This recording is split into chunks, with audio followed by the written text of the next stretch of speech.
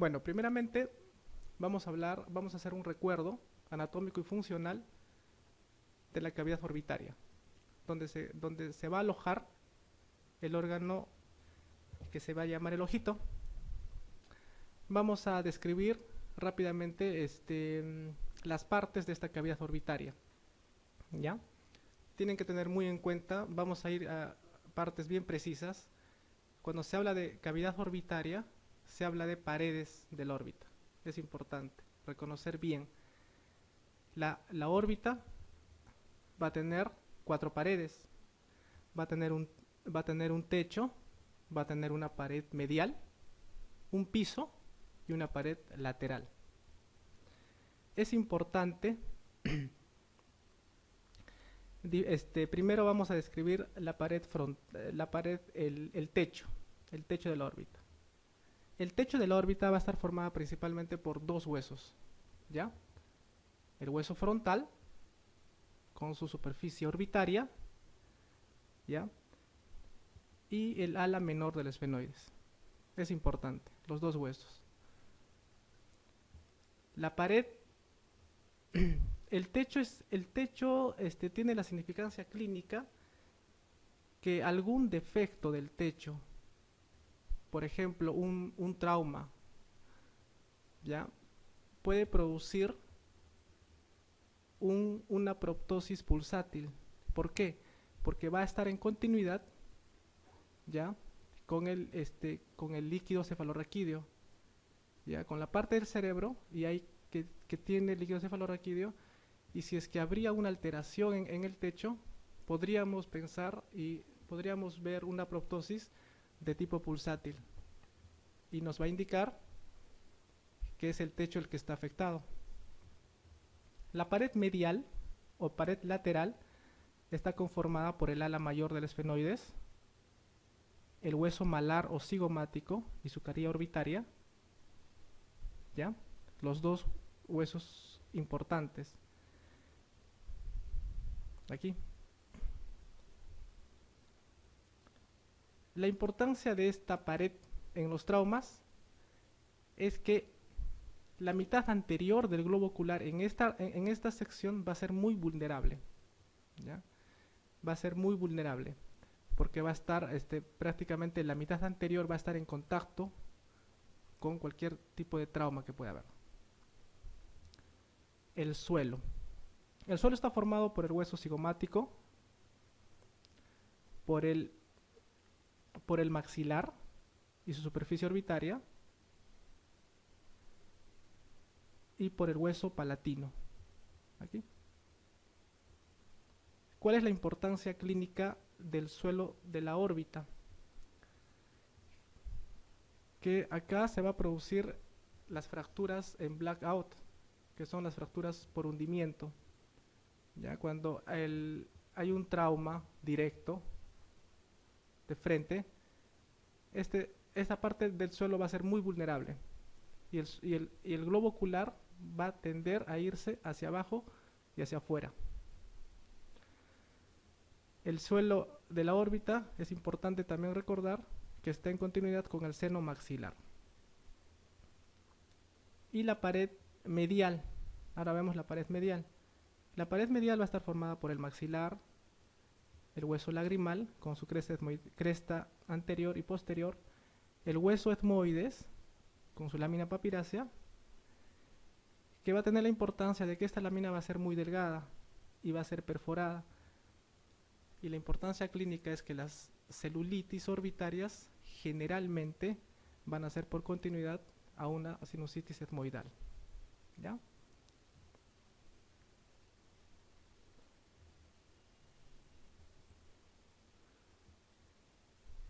Acá tenemos otro recuerdo donde nos muestra algunos agujeros del hueso frontal.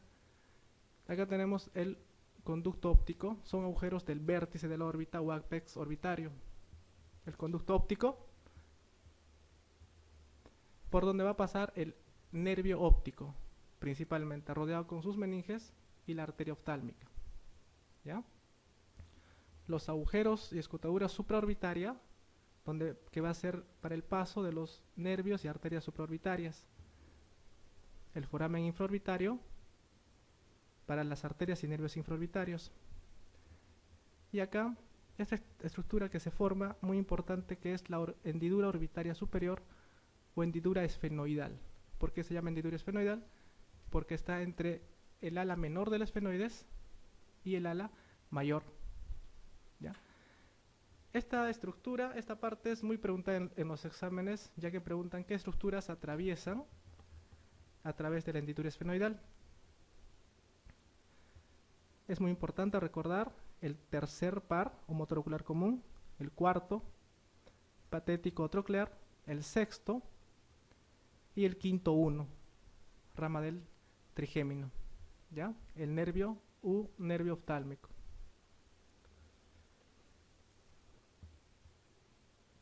Importante también las ramas terminales del quinto uno, el nervio oftálmico. Pregunta examen también. Van a ser el nervio frontal, el nervio nasal, el lagrimal, el supraorbitario y el supratroclear.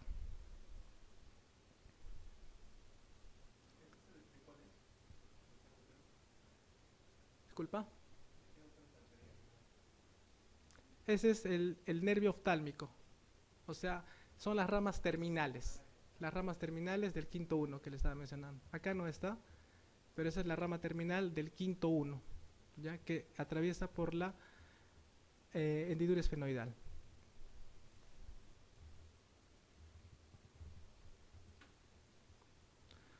Esta es una vista anterior de la órbita, donde nos muestra también la parte anatómica que habíamos comentado.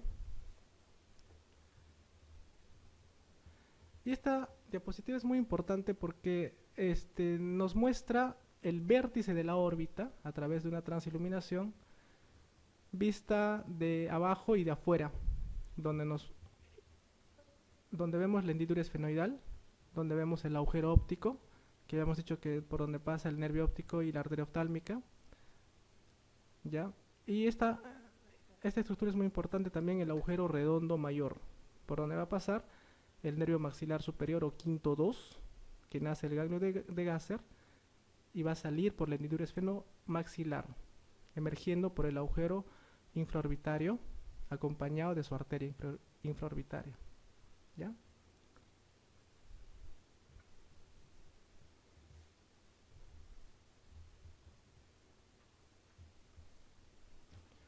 Este es un corte sagital de una órbita del lado derecho, donde me interesa que recuerden esta estructura. ¿Ya? Este es el agujero redondo mayor, por donde va a pasar, este es el nervio quinto 2, el maxilar superior. ¿Ya? Este nervio maxilar superior se va a convertir en nervio infraorbitario y va a salir a través del agujero infraorbitario. Entonces es importante el agujero redondo mayor, el agujero infraorbitario, el cual es atravesado por el nervio quinto 2, segunda rama del trigémino.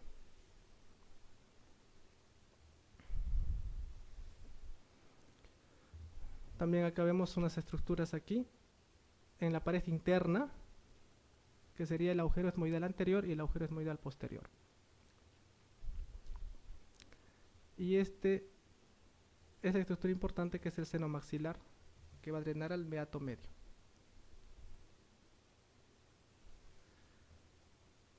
En esta diapositiva quiero mostrarles los agujeros de la base del cráneo que van a tener importancia en la parte oftalmológica.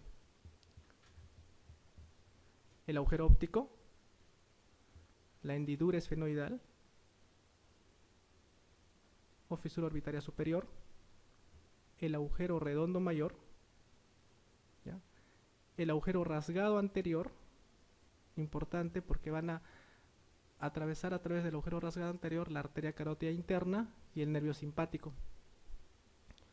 El conducto innominado, el cual va a ser atravesado por el nervio petroso superficial menor, el agujero oval, por donde va a salir el nervio maxilar inferior, el quinto 3, importante, y el agujero redondo menor, el último, el agujero redondo menor, por donde va a salir la arteria y vena meningia media.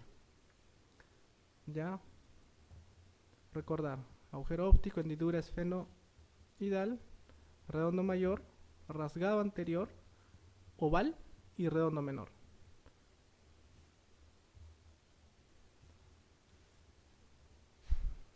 Aquí en la parte anatómica, recordar bien los agujeros, recordar bien sus contenidos, que las preguntas que vienen son bien directas. ¿Qué pasa por tal agujero?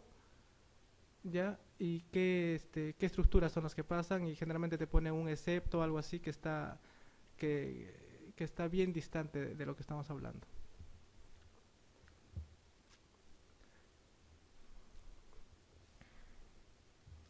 Vamos a ir con la pregunta, con una pregunta, la primera pregunta de su test, que corresponde, que dice: la motilidad de los párpados depende de. La motilidad de los párpados va a depender del nervio 3, el motor ocular común, y del séptimo par. Recordar que el facial, el séptimo par, es un nervio mixto, ¿ya? Va a contener fibras motoras, sensitivas, vegetativas. La raíz motora del nervio facial va a ser la que inerva los músculos de la mímica facial. La raíz sensitiva vehicula las fibras vegetativas para las glándulas lagrimal, submaxilar y sublingual. Y tiene también fibras sensoriales que van a recoger la sensibilidad de los 2/3 anteriores de la lengua. La raíz motora y sensitiva y sensorial. Y acerca del motor ocular común, ¿ya? Acerca del motor ocular común, va a inervar la mayoría de los músculos extraoculares. En el transcurso de la clase vamos a especificar cuáles y cuáles no. Importante recordar que la lesión del motor ocular común va a producir ptosis por relajación del elevador del párpado superior, va a producir un estrabismo divergente, ¿ya? Por predominio de los rectos externos y del oblicuo mayor, una midriálisis por parálisis del esfínter del iris, pérdida de la acomodación del reflejo fotomotor y una ligera protrusión del globo ocular por hipotonía de estos músculos afectados, ya que enerva la mayoría.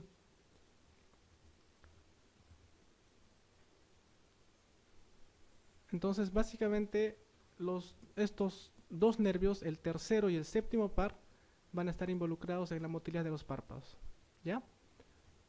El facial, por las fibras, por la raíz motora, y el motor ocular común a través del elevador del párpado superior.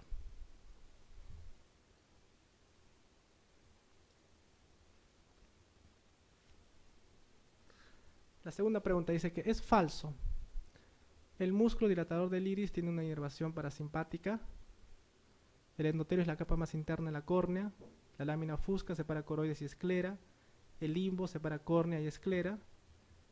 O la coroides es esencialmente vascular.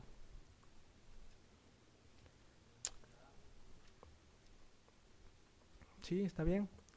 El músculo dilatador del iris tiene una inervación parasimpática, es falsa, ¿verdad? Vamos a responder un poco. Primeramente, la uvea. Recordar que la uvea está formada por 3 capas, 3 componentes: el iris, el cuerpo ciliar y la coroides, ¿ya? El iris tiene a su vez el músculo esfínter del iris y el músculo dilatador, ¿ya? El músculo dilatador del iris principalmente va a tener la inervación simpática, ¿ya? Y el músculo esfínter es el que tiene la inervación parasimpática. A su vez, el cuerpo ciliar, que es parte de la uvea también junto con el iris, para recordar, principalmente va a tener 2 partes, la pars plicat y la pars plana. Y la coroides con su capa, la coriocapilaris, que va a ser una capa de vasos medianos y vasos grandes. Con esto les estoy recordando a muy grosso modo los componentes de la uvea, que son el iris y cuerpo ciliar y coroides, ¿no? Ya que estamos hablando del músculo dilatador del iris. La opción B dice: el endotelio es la capa más interna de la córnea. Recordar que la córnea básicamente tiene 5 capas. De afuera para adentro están el epitelio y su membrana basal, la capa de Bowman, el estroma la Descemet y el endotelio. En esta, en esta alternativa, recordar que el estroma es el 90% de las capas de la córnea, ¿ya? Y la esclera, recordar que tiene tres capas. La epiesclera, yendo de afuera para adentro, la epiesclera, la esclera propiamente dicha, y la lámina fusca. Entonces, la lámina fusca, ¿ya? La lámina fusca va a ser la capa que va a estar en contacto, ¿no? Y va a separarla, ¿no? De la coroides. Y la coroides es esencialmente vascular. La coroides es la capa es el componente de la uvea que es vascular. Habíamos dicho que tiene vasos medianos y grandes. ¿Ya? Del iris, cuerpo ciliar y coroides, la coroides es la capa esencialmente vascular.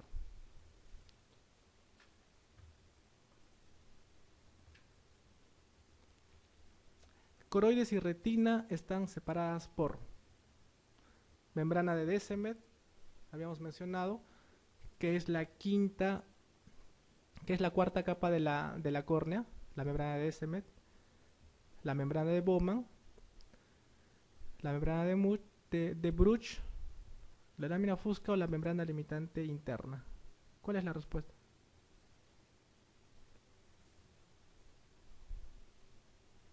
Coroides y retina están separadas por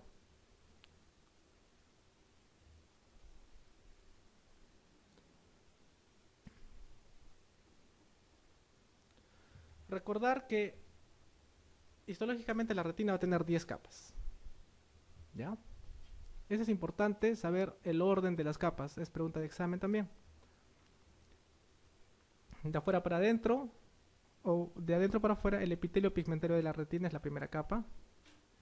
Y la capa de los fotorreceptores, la segunda. La tercera tenemos la membrana limitante externa. La cuarta, la capa nuclear externa. 5, la capa plexiforme externa. 6, la capa nuclear interna. 7, la capa plexiforme interna. 8, la capa de células ganglionares. 9, la capa de fibras nerviosas. Y 10, la membrana limitante interna.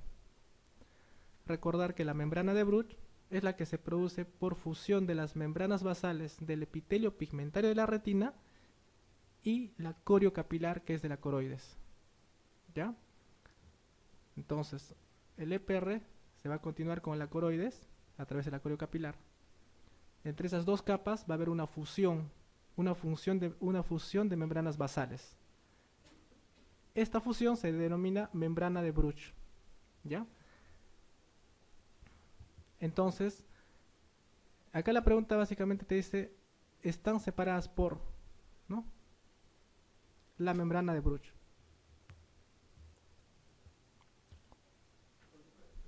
Ajá. Fusión. Es fusión de las membranas del EPR, del epitelio pigmentario de la retina, con la corio capilar.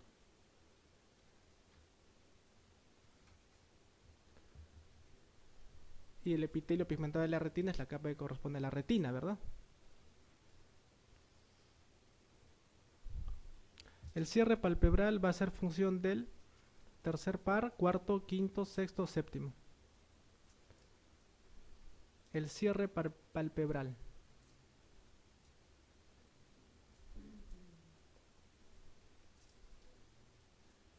Recuerden, cuando hemos hablado del tercero, hemos hablado que el tercero inerva al elevador del párpado superior y al recto superior, al elevador del párpado superior. O sea, más que todo está en relación con la apertura del párpado. Pero con el cierre del párpado está en relación al séptimo par. El séptimo. Habíamos dicho que el séptimo inervaba por su raíz motora todos los músculos de la mímica. ¿Ya? Entonces ahí no se confundan. El tercer par está en relación con la apertura. El séptimo con el cierre.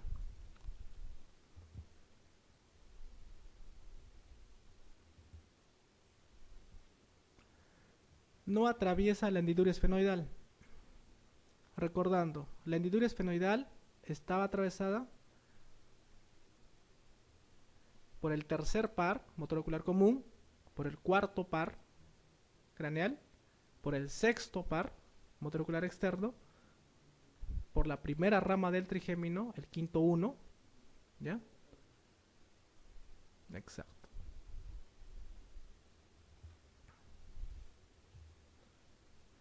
La arteria oftálmica, recordar, la arteria oftálmica, ¿por dónde atraviesa?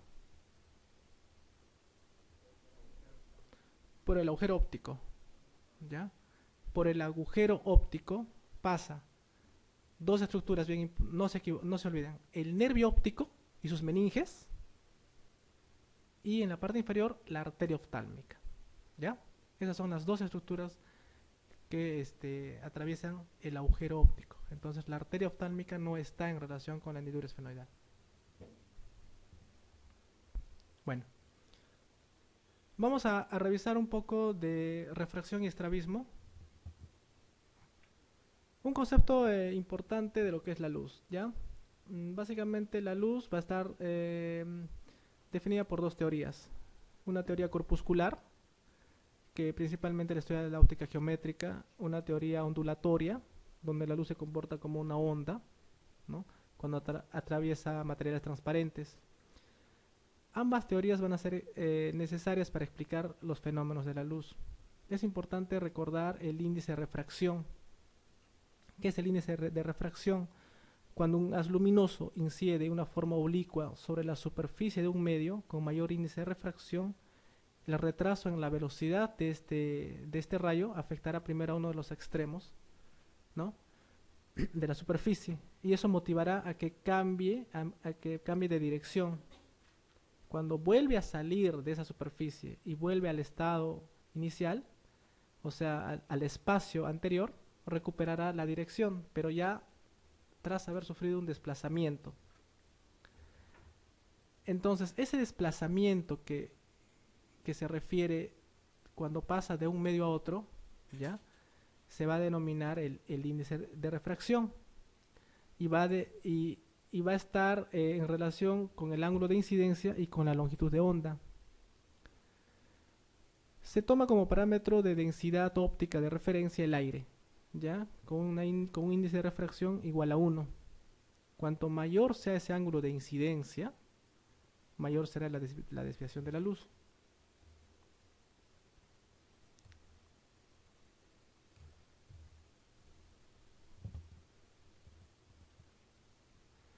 Acá nos muestran dos tipos de lentes, los biconvexos y los bicóncavos, donde justamente nos muestran lo que acabamos de decir. Cuando el haz luminoso del infinito va a proceder digamos, a atravesar este tipo de lentes, va a cambiar el índice de refracción, ¿ya? Y va a sufrir cuando está al otro lado va a sufrir un desplazamiento, ¿no? Va a cambiar de dirección. Entonces, acá surge el concepto de las lentes esféricas, ¿ya? Y de las lentes cóncavas. Las lentes esféricas, cuando se realiza la refracción a través de dos superficies, el comportamiento de la luz debe considerarse como si lo hiciera a través de una serie de prismas, ¿no? Según la disposición de estos supuestos prismas, las lentes serán convergentes o divergentes. En este caso, convergentes y divergentes. En el caso de las lentes esféricas, la potencia va a ser la misma en todos los meridianos del plano de la lente, ¿ya? Y la potencia se va a expresar en dioptrías. ¿Qué es una dioptría? Es la inversa de la distancia focal. Es importante también ese concepto. La dioptría es la potencia de la lente. No se olviden.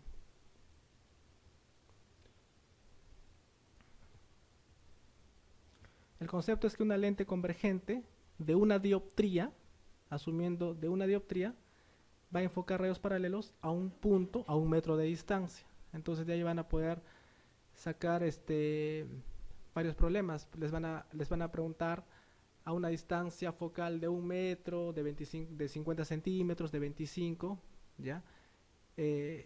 qué lente, o sea, al lente qué potencia le vamos a dar para que tenga esa distancia focal, ¿ya? Ahorita vamos a ver en una pregunta. Y recordar también el concepto de las lentes cilíndricas, donde los rayos no se van a formar, digamos, formando un punto, sino formando una línea. ¿Qué más de esta parte?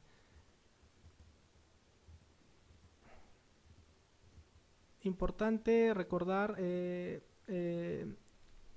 cómo es la incidencia del rayo de luz en un ojo hemétrope, en un ojo miope y en un ojo hipermétrope. ¿Y con qué lente la vamos a corregir? Este viso de refracción.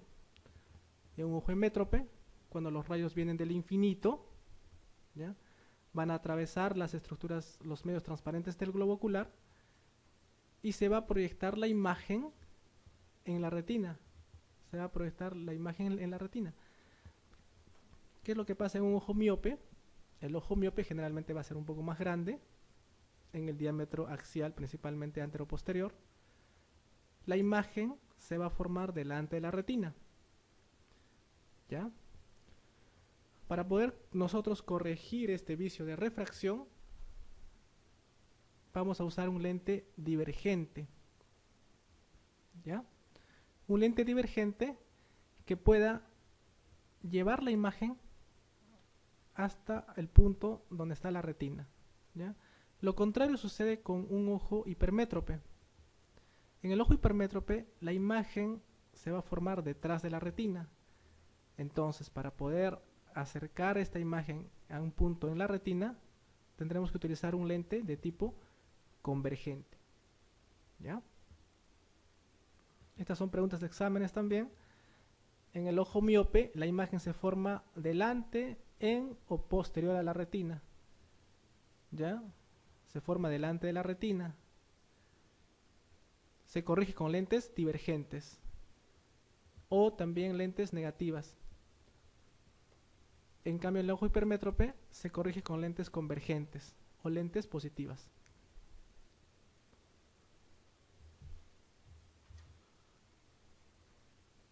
Es importante recordar el sistema de lentes, ¿no?, del ojo. La córnea va a actuar como una potente lente convergente debido a su superficie anterior. ¿Por qué? Porque su superficie anterior va a ser muy curva. Esto le concede una potencia que se va a expresar en dioptrías, ¿ya? Así como el cristalino también va a tener una potencia. La potencia de la córnea es aproximadamente 48 dioptrías en su superficie anterior.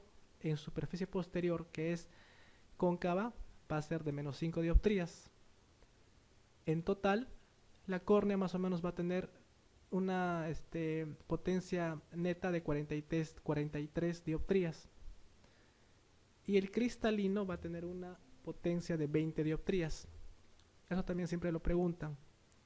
La potencia en dioptrías de la córnea y la potencia en dioptrías del cristalino. Y también pueden preguntar la potencia en dioptrías solo de la superficie anterior de la córnea.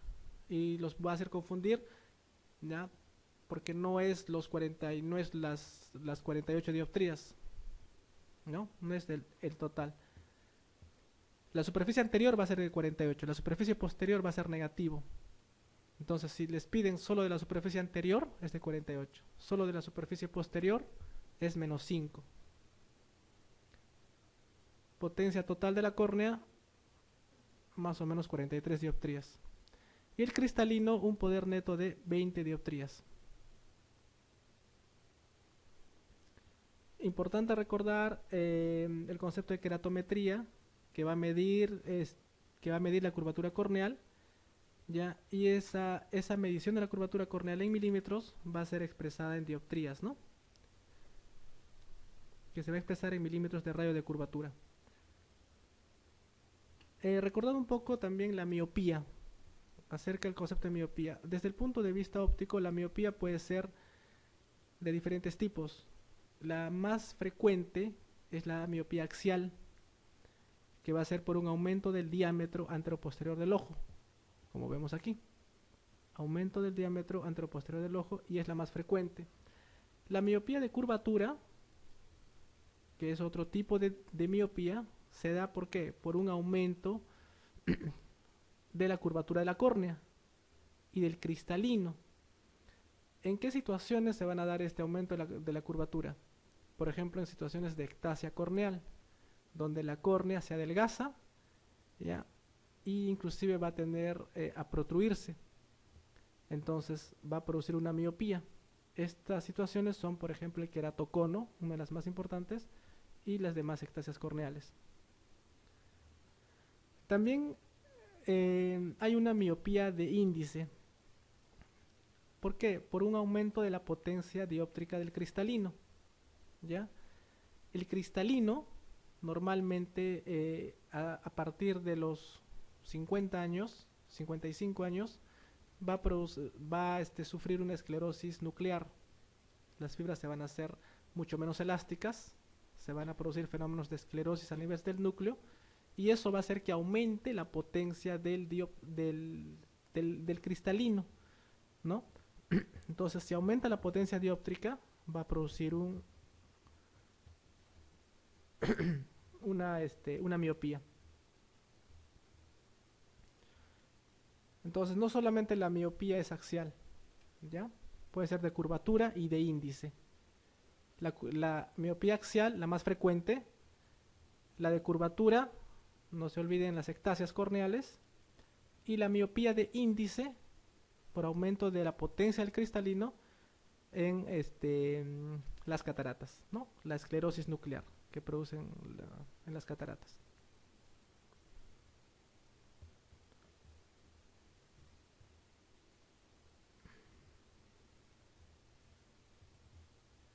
Otra pregunta.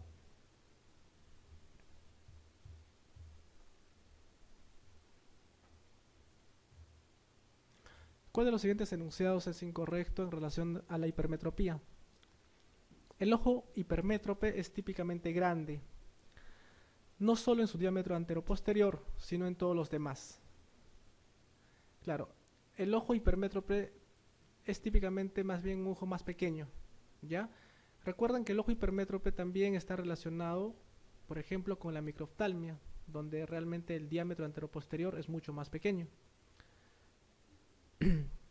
El ojo está predispuesto al glaucoma de ángulo cerrado, es cierto.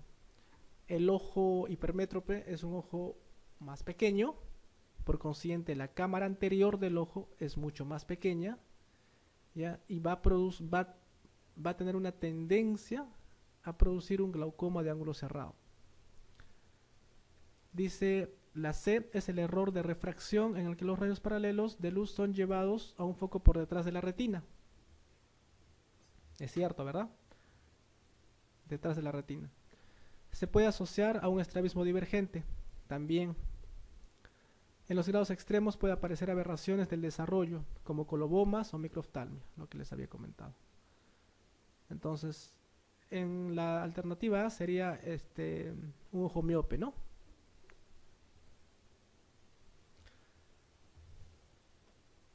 Dice, si